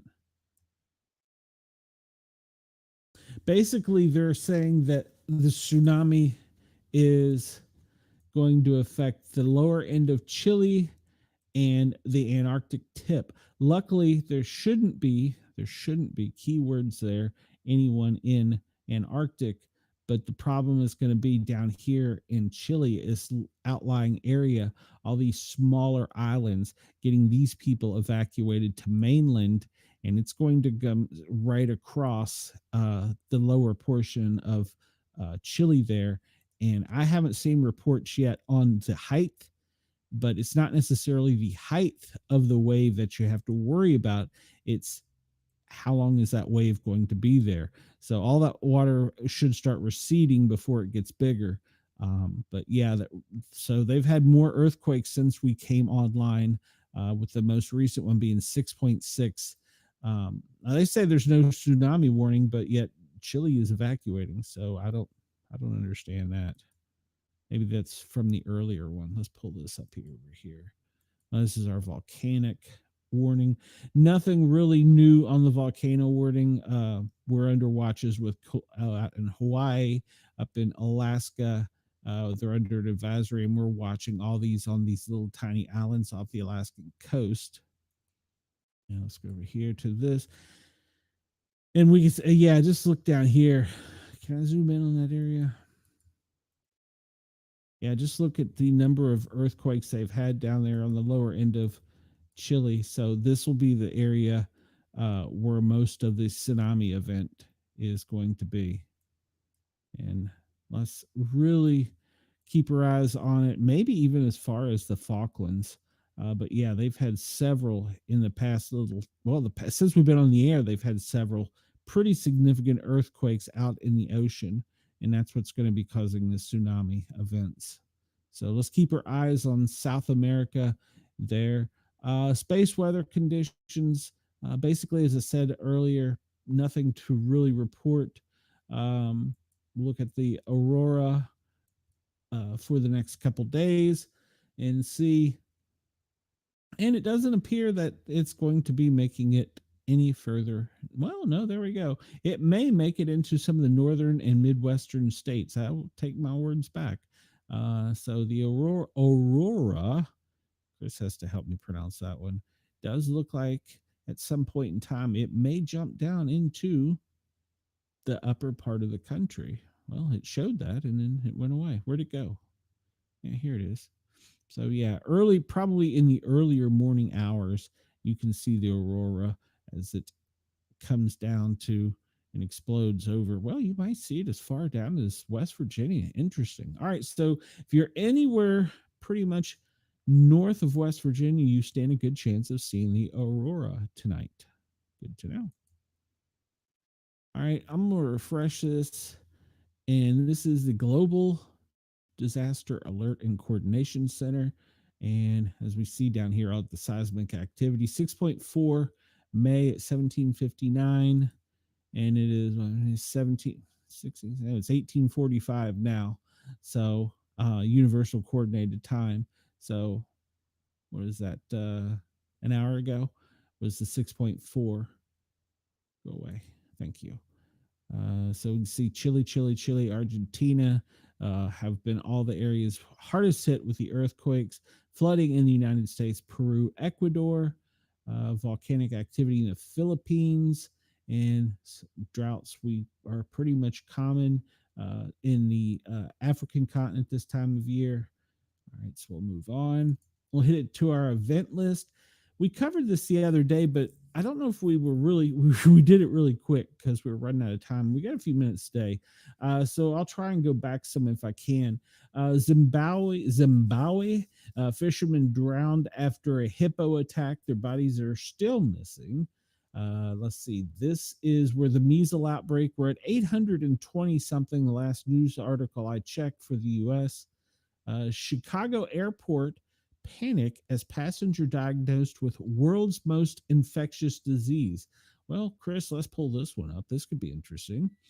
Chicago's O'Hare International has been placed on red alert after a possible measles outbreak. The passenger was mainly confined to the airport's Terminal 1, but had already exposed hundreds to the world's most infectious disease. reports the Daily Mail. The infected individual developed a rash on 25 April despite receiving one dose of the measles vaccine. The person was diagnosed with a quote breakthrough infection, which is the most serious actually, and has been isolated at home since then. Health officials have advised residents to get 2 doses of the vaccine at least 2 weeks before traveling. A second case was reported in suburban Cook County, where the individual's vaccine status remains unknown. Health authorities are urging anyone who may have been exposed to contact their healthcare provider for further guidance. Measles cases in the U.S. have surged with nearly, okay, so I said 825, it's 900 now confirmed cases across 30 states. So it's going to be getting close to a point in time where bad thing happens. And Glen said explodes as a description of the aurora. That's correct. I was describing the lighting effect of the aurora. I was not talking about any type of electrical, chemical, biological. Boy, I just hit a lot of triggers there. Events. Keep me out of trouble, Chris. Yes, I was talking about a weather phenomena. So let's see. United Kingdom symptoms of a parasite infection after outbreak linked to United Kingdom farm petting session. Well, let's pull this up. That sounds interesting. Health officials are investigating after a suspected outbreak after 28 people became unwell. That's one way of saying it. Following feeding and petting sessions at a farm in Wales Public Health in Wales. Public Health Wales are looking into the suspected parasitic infection outbreak linked to a visit to Cowbridge Farm Shop at Marlborough Grange Farm, Cowbridge in Wales. Investigators alongside the NHS, the Cardiff and Vale University Health Board, are involved in the investigation in the outbreak, believed to be the parasite, Cryptosporidium, a bug that lives in the intestines of infected humans and animals. What? Consult a health protection. What? We are closely working with our partners to investigate these cases and to understand if there's a wider risk to the public. It lives in your stomach. What? No, get rid of that thing. Drink some vodka. Won't that get rid of it? People who are now experiencing symptoms to please contact the UK Health Department. And they previously issued a warning to anyone planning farm visits in the spring, as rising temperatures could bring an increased risk of GI infections caused by the harmful bacteria. I can say that, but I can't. But I can say Cryptosporidium and E. coli. All right, that's not good news. How are we doing on time? We got 10 minutes. Let's see. We'll skip through here. 100 school children fall sick after a snake appears at lunch. Okay, wait a minute. Hold on. One snake made 100 people sick. How did that happen? Human rights body said Thursday it was investigating more reports that 100 children fell sick after eating a school lunch served after a dead snake was found in the food. What? Reportedly, the cook served the food to the children, and it's Lunch Hero Day. It's Lunch Hero Day, and the school workers served dead snake to the children. What the hell? Cook said they served the food to the children after removing a dead snake from it. It's children. It's school health hero. School. What was it? Hero. What, Lord? And it's a dead snake. Well, in India, don't eat dead snake, apparently. So 100 school children are sick because of a dead snake. And they're saying that the consumption of midday meals, wow, it's led to a blocking of the road by protesting villagers. Well, I would say so, because it's Lunch Hero Day. Good Lord. Free lunches. So here's a free lunch. Eat some dead snake, kids.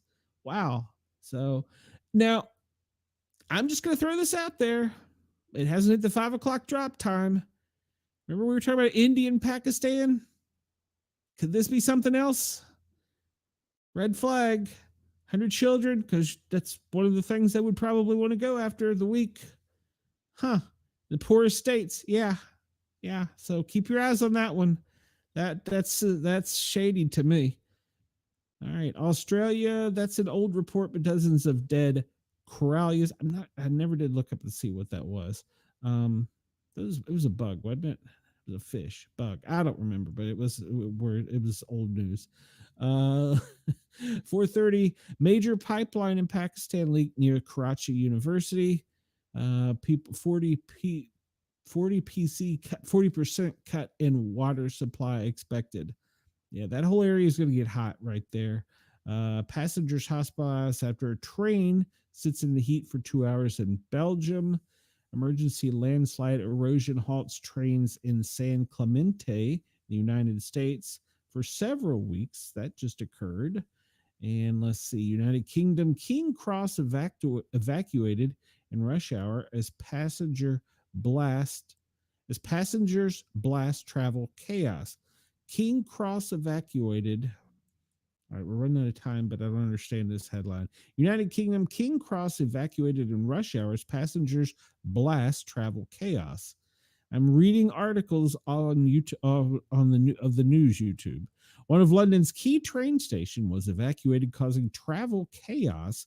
London's King Cross station was evacuated earlier, with one eyewitness calling the scenes major chaos. Although it is now understood to have been reopened, thousands were forced to wait outside. Travel for hundreds will be impacted. The major train station, the capital, is cleared. Pictures taken in front of this train station showed long numbers of confused commuters, with thousands heading into tonight's clash between the Spurs and the Bodo something at the something stadium. Chris, can you decipher that one for me? I don't understand that one. The Spurs and the Bodos are going to be fighting tonight in the Hotspur Stadium, and it's caused some kind of chaos at the train station. You'll have to translate that one for me, Chris. Japan. Snake causes power outage. That was the one we talked about the other day. We're almost out of time here, guys and gals. Let's see. Social incidents. Syria, 14 dead after clashes. That's new. Public safety incidents. Police officer and police horse injured in riots.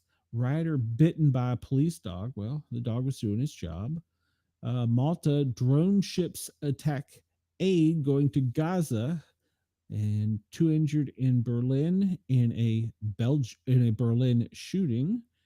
In Japan, a man is arrested after allegedly driving his car into school children. What is going on with people and kids? 5 tourists are feared. That's an old news. 3 killed, 3 injured in overnight shootings in Minneapolis. Chris, it wasn't you. Let's see.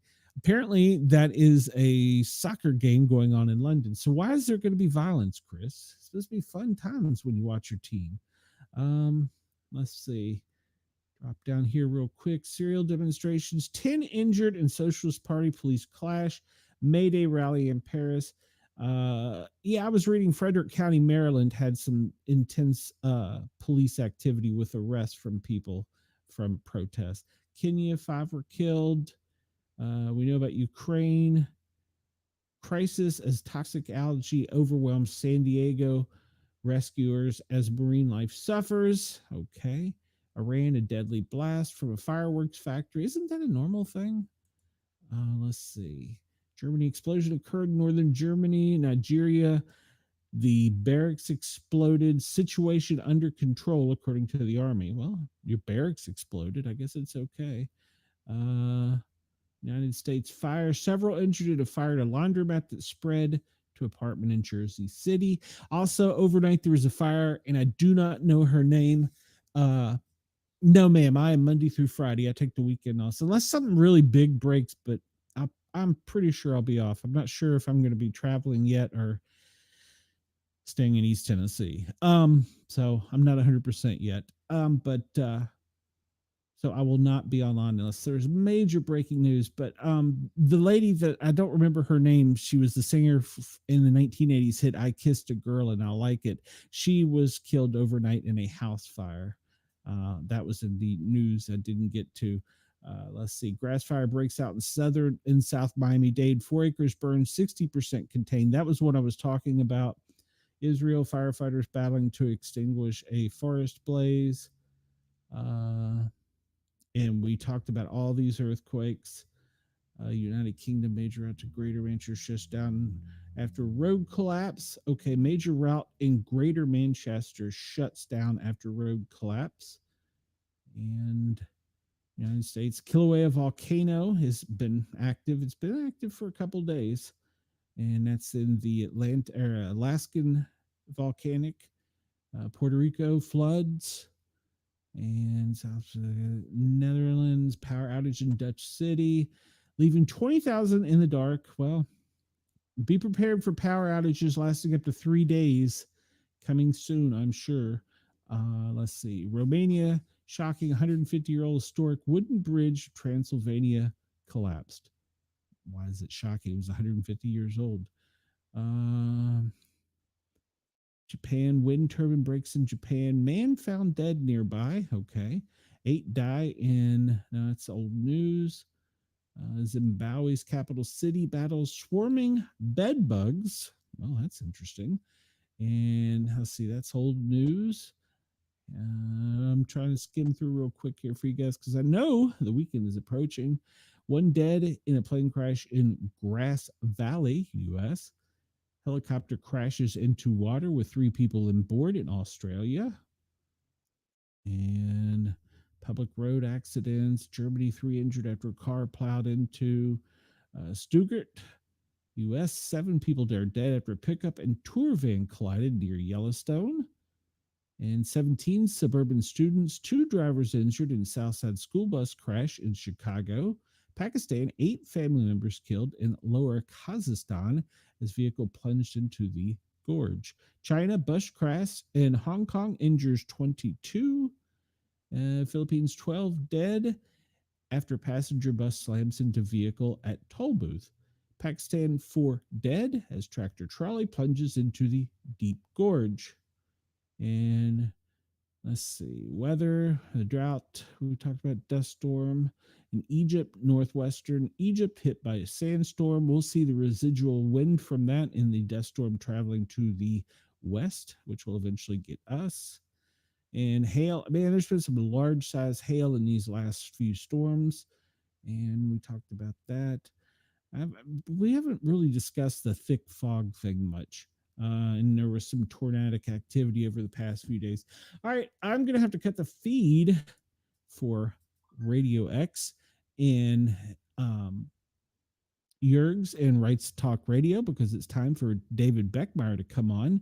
And I will be back on Monday. I'm not sure if I will be in Knoxville or I will be in Atlanta yet. So just stay tuned. More to come. And I guess that's about it. Everybody tune in to David Beckmeyer. He's got a great show coming up next on Yerg's Radio, Rainbow Radio, Radio X Australia. Y'all have a great day. All right, everybody is with me still on YouTube. Just kind of looking real quick. We'll scan. I know I've kept you all way longer than I like to. Nothing really new there. We'll zoom in here. Yeah, Monday, Ken, KG, yes, you will see me then. Looking, zooming in.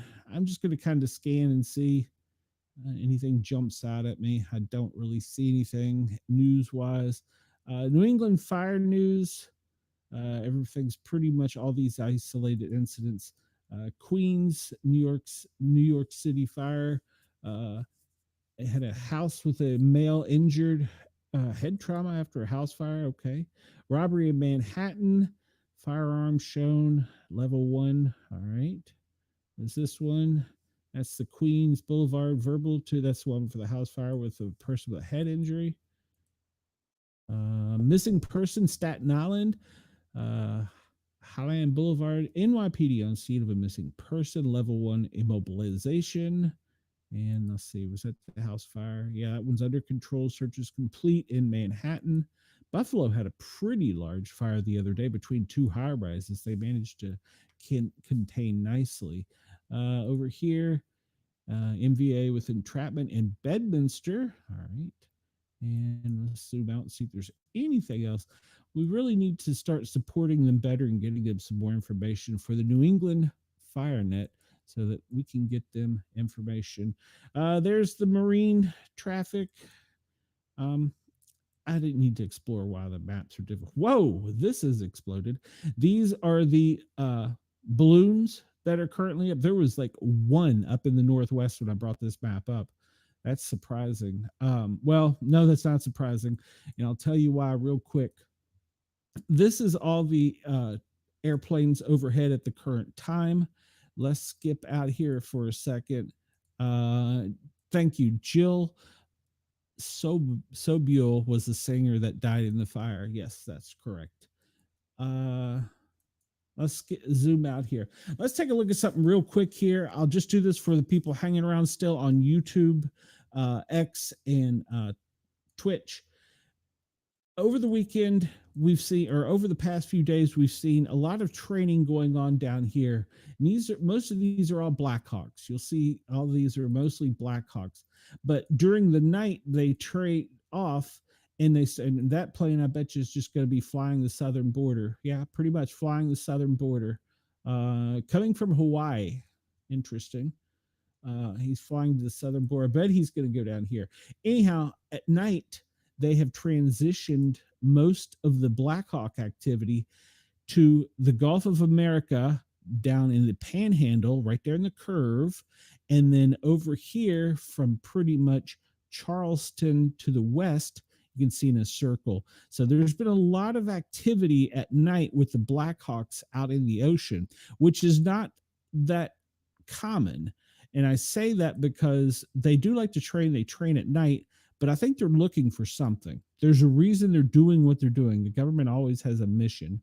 I mean, I understand everything along the Gulf that's going on with the planes flying and checking the security. Like that one's going to travel the entire length of the border. But there's some, that are doing things at night that are very interesting off the coast. They're keeping an eye, once again, off the coastline. And it could be, from what I'm hearing, it could be a cargo ship. And we have discovered that some countries that don't like us so much have now got technology where they can disguise not missiles, but drone systems in cargo containers. So they're keeping an eye on things like that, is my guess. I don't know for a fact. I can't say. Here comes a C-30. He doesn't have his flight log listed. I'm betting due to his proximity, he's coming from right there in Gitmo. I love some of these call signs. Ugly 52, a V22. I love their call sign. And he's just kind of cruising around. There's going to be, if we look at it, let's see, since we know Trump is down in Florida, I'm sure that area is increased. Not so much so. And I did read that we have been testing. The reason that they have this up, because we've talked about the space watches being up. I did read in a military journal overnight that we've been testing our hypersonic missiles off of the Cape. And of course, we know, if you watched the show for a while, you knew we wondered what was going on up here in Alaska with space operations. We found out that they were doing a test of high altitude drones, hypersonic drones. So just things to watch out for. Everybody be aware. All the governments are on edge right now. I don't know if it's a normal thing or not, but they're on edge. And at night, I know that I'm seeing a lot of activity pick up with the government down in the Gulf of America and in over on the Atlantic side. So just be aware, be weather aware. 2 ways to have your battery powered, electrical powered weather. Always have a flashlight with you because, well, you never can tell when you might need it. All right, so I've ran over. I really appreciate you guys and gals. I will see you on Monday at 1 o'clock 1 to 3. We will be back live on Yerg's Radio, Rainbow Radio, Radio X Australia, and I forget the new one we picked up. And of course, all of this is replayed midnights in Pine Island FM in Florida. All of my shows are replayed overnight. And in Friday nights, you can catch the replay of the Para Our Normal Guys on WRFN Radio Free Nashville. So I think that's it for today, everybody. Unless there's any more questions, everybody have a great weekend. Try and stay safe. Don't worry about this stuff. I got you covered. If something happens, I'll try and come online. So make sure to hit that notification bell if something major comes up. Before we go, I'll take a real quick look at the weather radar to make sure that there's nothing too crazy going on. And let me bring it up here. It doesn't look like, it hasn't made it to me yet, but it doesn't look like there's any severe, well, there's severe thunderstorms, but I don't see any tornadic activity. Once again, this is sitting kind of still, Texas all the way up to the Ohio Valley. So, all right, be weather aware, be aware and alert to your surroundings. Always have a pocket tool on you. You never can tell when you might need it. Everybody have a great weekend. I will see you guys soon. Sportcat is out of here. Push the right button this time.